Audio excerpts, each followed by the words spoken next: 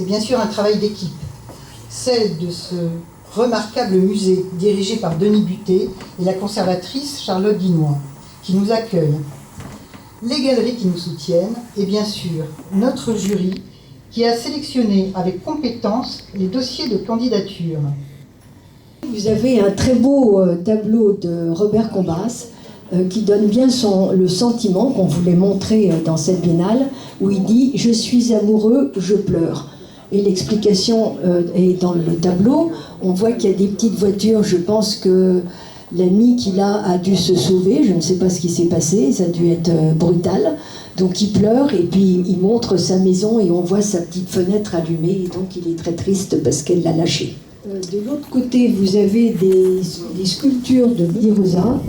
Ils sont les visages avec des yeux, bien entendu, parce qu'on sait très bien que c'est souvent dans l'âme. C'est souvent dans les yeux qu'on voit l'âme. On a Karl Baudelaire, on a un artiste qui fait ses autoportraits aussi, avec uniquement soit des stylos-billes, soit du fusain.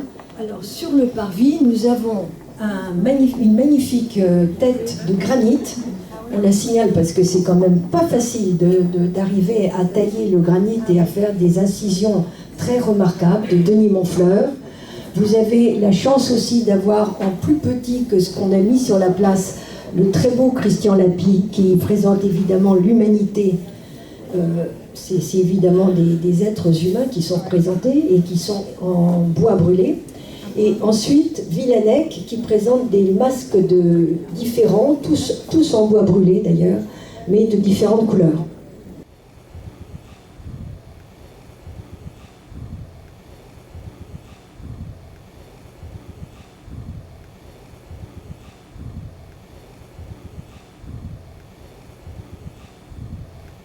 Thomas Lévillane, qui représente de façon très réaliste des scènes de la vie quotidienne, avec un focus sur les tatouages notamment, enfin en tout cas des modes contemporaines.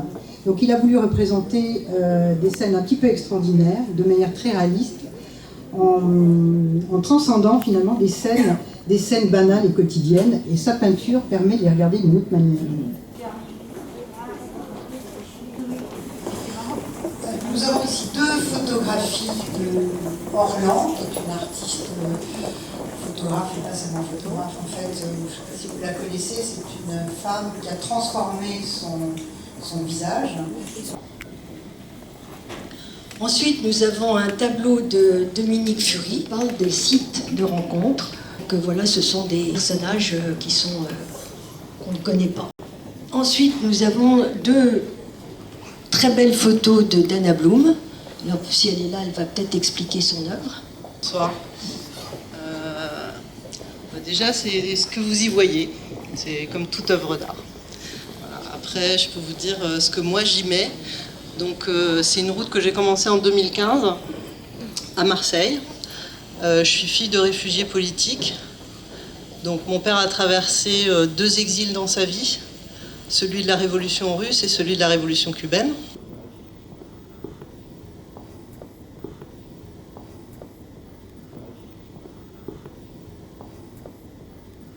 Alors c'est une sculpture que j'ai présentée pour la Biennale d'Issy-les-Moulineaux d'art contemporain. La thématique de cette année, c'est le selfie de l'âme. Voilà. Et donc c'est une sculpture en pierre et j'ai repeint, je suis intervenu en repeignant dessus. J'en ai présenté une autre ici.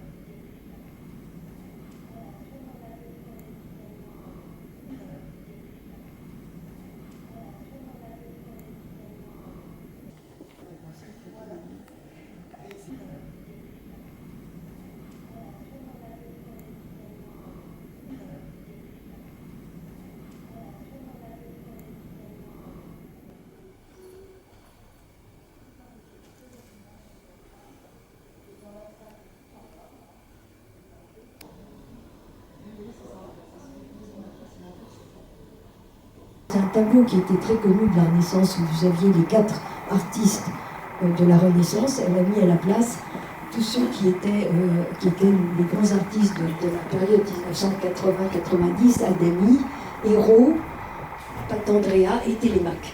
Et qui prend depuis 10 ans, il peint tous les ans sa femme d'une façon différente, et je pense pour pouvoir capter le mieux possible tout ce qu'il pense d'elle, je pense.